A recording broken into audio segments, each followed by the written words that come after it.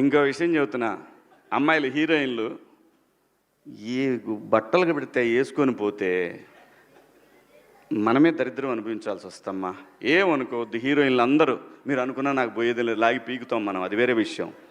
కానీ కానీ మీ అందం చీరలోనో, మీ అందం నిండుగా కప్పుకునే బట్టల్లోనే ఉంటుంది తప్పితే సామాను కనపడే దాంట్లో ఏముండదమ్మా.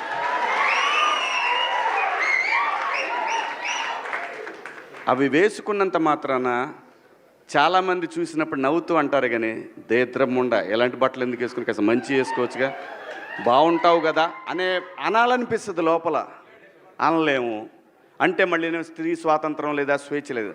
స్త్రీ అంటే ప్రకృతి, ఎంత అందంగా ఉంటే అంత గౌరవం పెరిగిద్ది. ఈ ప్రకృతి అద్భుతంగా ఉంటుంది.